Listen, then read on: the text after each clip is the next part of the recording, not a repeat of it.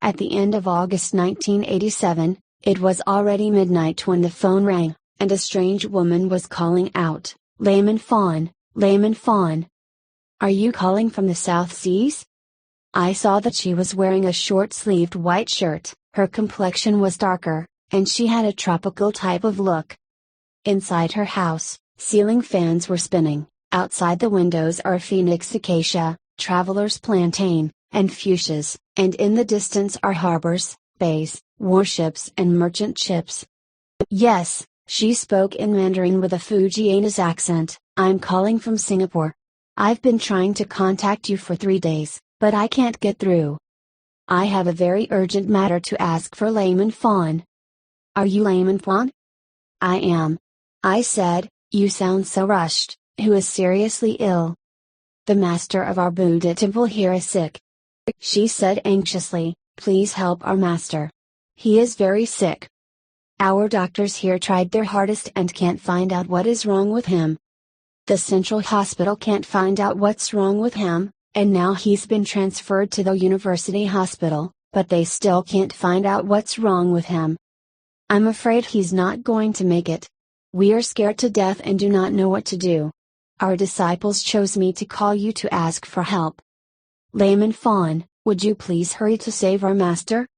The lady was panicking, talking non-stop in one breath, and uttering words incoherently. I said, "Slow down. Don't be so nervous. Please calm down and tell me slowly. First of all, please tell me who you are? Who is your master?" "My surname is D. My master's surname is M. He is the host of the 30th Buddhist temple here." "How did it happen?" "A few days ago, my master suddenly fainted and was sent to Central Hospital. Later he woke up, and the doctors could not find out what was wrong with him. Then he was transferred to the university hospital, but many doctors there couldn't find out either. He is still lying in the university hospital now. It's hard to foretell his life and death. Please have a look at what kind of disease he has." "What is his full name? What floor and ward of university hospital is he in?" I said, "Let me go and see how he is.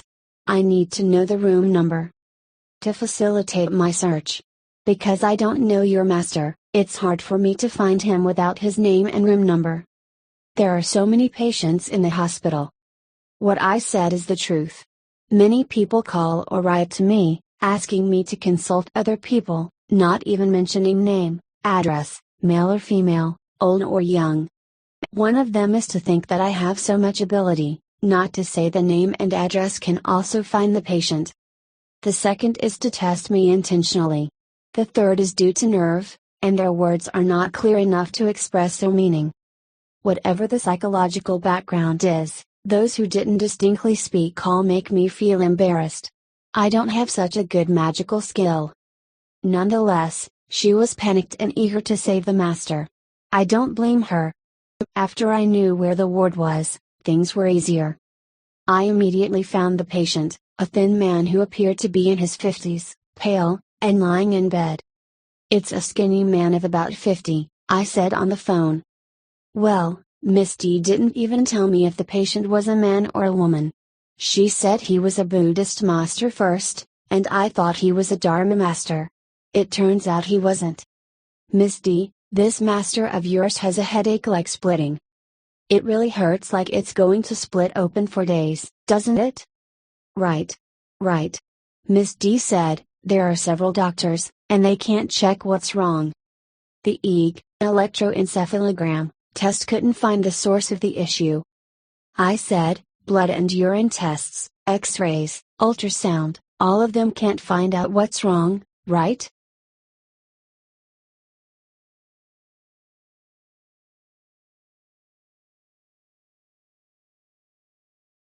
"Yes. You are exactly correct. Layman Faun, my master has a terrible headache. Whatever painkillers, shot or medicine that doctors have given him are ineffective. The doctors are at a loss what to do next and say that his life may be in danger. Please help him. Your master has a headache so bad that he's holding his head and screaming and rolling around, and his head is getting bigger and bigger. It seems to have swollen up, about an inch to 2 inches bigger. I said, his skull is expanding, and many air bubbles are created in the skull, forcing the bone cells to expand, so the head keeps expanding. In the history of medicine, only 1 in 10 million people will have such a strange symptom. I can tell you its English scientific name, which is macrocephaly. You go get a paper and pen, copy it down and take it to his doctor. They are excellent doctors, and they should know that there is such a strange symptom. I don't understand why they can't diagnose it. They are unable to diagnose it. Miss D said, "Do you think our master has a life-threatening condition?" "It's hard to say." I replied, "With this condition, there is no cancer or tumor within the brain. However, there are a lot of toxins within the blood." "What toxins?" I said, "It's ptomaine toxin. He's not a vegetarian but a meat eater. Those toxin of meat, chicken, duck, shrimp, and crab has accumulated in his blood. It could be one of the causes of this strange condition. He may have another cause. Many people eat meat, each has its own karma, each has different present-day karmic diseases, heart disease, stroke, brain congestion, gallstones, hypertension. To name a few, but I have never seen such a strange symptom, macrocephaly. I have to check it out for him." "Yes, Master did not eat vegetarian diet, you are right." Miss D said, "Is there another reason? Please tell me." "He has provoked the ghosts and spirits." I said, "He is confident that he has heavenly eyes and can see ghosts and spirits, and he uses the power of heavenly eyes to drive away evil spirits for people. But his heavenly eyes are not really Buddhist heavenly eyes. If he had heavenly eyes, he should be able to see cause and effect. Why did he exorcise the evil spirits without first understanding cause and effect? One should know that karma is scary, and one shouldn't arbitrarily interfere with the cycle of karma. No wonder he got into trouble. So what should he do to get better?" Miss D was anxious. "Is his life in danger?" "I can't say there is no danger at all." "Would you please be merciful and save him?" Miss D pleaded, "Please save my master's life. You have magic power, please drive away the haunting ghosts and spirits." "I have no magical power," I said, "I'm just an ordinary mortal, and I can't drive away ghosts and spirits. If I were to use it, I would not dare to abuse the magic power, and I would not dare to arbitrarily break karma. Your master did not know the cause and effect and provoked the ghosts and spirits. Now you are asking me to exorcise the ghosts and spirits for him. Are you not asking me to take the blame indiscriminately? Am I not being asked to break karma and suffer on his behalf?" "I don't mean that," she said, "I'm sorry. I'm just pleading with you to save his life. If saving his life is not a violation of the law of karma, I am willing to do so. If I had the magic power, I could also suffer on his behalf, but there is really nothing I can do." Miss D was still pleading hard, and I had to say, "There is nothing I can do to save him, I can only propose that he does this, and maybe there is still hope. First, immediately repent to the Buddhas, apologize to the ghosts and spirits he has offended, and make a wish to do compassionate benevolence. Second, he must immediately begin to abstain from eating meat, eggs and milk, and switch to a completely vegetarian diet, and must not kill any living creatures in the future, including insects and ants." A week later, the long-distance call came again from Singapore of the South Seas, this time not from Miss D, but Layman M himself, from the University Hospital. This time, I could see him clearly. He was wearing only a sweatshirt, with the patient's pajamas laid aside, obviously because of the heat. He was a slender man, and his head was still swollen and in severe pain. "Why are you still in the hospital?" I asked. "Didn't you seem to have been discharged from the hospital?" "Yes," said Mr. M. "After Miss D called you last time, I did everything as you instructed me and have started to eat vegetarian food and make a wish. Then I had no more headaches, and the doctor told me to go home. But after 3 or 4 days, the headache returned and I came back to the hospital again." "Your head is still swelling up?" I said, "That's awful." "I'm in unbearable pain, Mr. M said, the doctors still have no way to cure. They just give me painkillers, and none of them work. Didn't I already tell you the name of the disease? Didn't you guys pass it on to the doctor? Yes, after the doctor's consultation, your diagnosis has been confirmed, and it's that strange disease. However, the doctors have said that this disease is incurable, and they have no clue to cure it, just advised me to eat painkillers. The portion has been heavy and still cannot stop the pain. Again to disturb you, please have mercy to check me once more.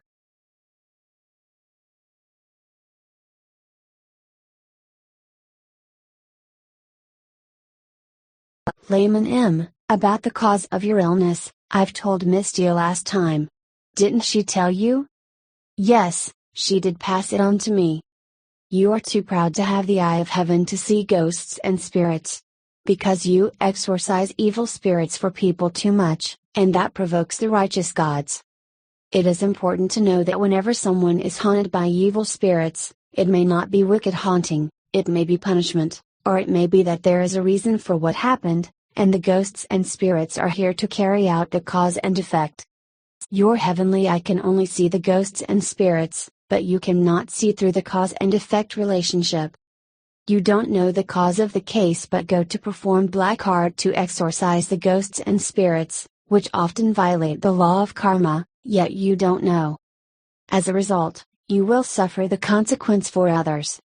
It is important to know that even they are evil ghosts and spirits, if they come according to the cause and effect, even if they seem to be wicked, their behavior is also supported by the law of cause and effect. Anyone who intervenes with witchcraft will invite their own bad retribution. Many warlocks in the world, with the magic witchcraft to kill demons and evils to make money, enjoy the wine and meat, did not first understand the previous cause, but indiscriminately kill and chaotically drive them. Unbeknownst to them, for the sake of a little money and wine, they take on karma or plant evil causes, so many of them end up miserable later. Some people go crazy, some people commit suicide, some people get incurable diseases. Some people have 3 lifetimes of enmity due to injustice. Some people's bad karma come early, some come late, sooner or later, there is no escape from karma. I know you are asked for it, and you are willing to help people, but you must first study the cause and effect before you react. M was silent for a while and said, I understand now. I know that I have done several things wrong and have offended the spirits and ghosts. Indeed, I do not yet know how to see karma, but I have repented. Why do I still suffer the pains? There are still a few things you haven't confessed and repented, right? Think about it again. I said, as for suffering, this is a debt that should be paid. Now only you have to be compassionate, do more benefaction and accumulate more good merits. Can I do good deeds to counteract bad karma? Former debts and later good deeds are 2 different things, and former debts must also still be paid off and cannot be offset. However, doing more charitable and good deeds and planting good causes will bring another good reward. You mean my headache will go on? I'm afraid that's for sure. However, if the karmic debt is paid off, there will be no more pain. If you do more good deeds, you will not be able to offset them, but you can get another good reward in the future. Will I be in danger? That depends on how you bring forth your resolve. I have already started to abstain from killing and eat vegetarian food, and I have also made a vow to do charity. I'll try my best to do it. Very well. Then there is hope for good reward, and you can live further. However, your headache will continue for quite some time until you pay off the debt.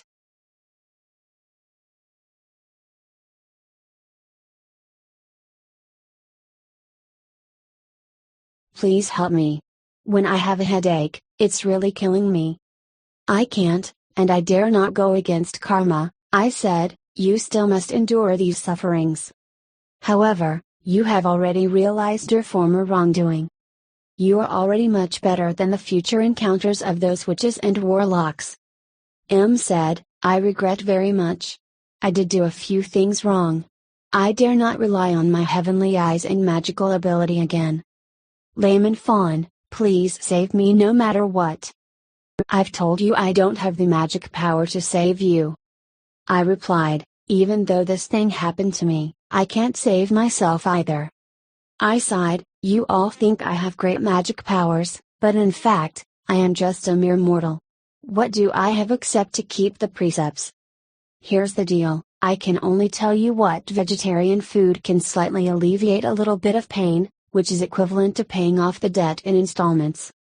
It's impossible to tell you to be completely pain-free.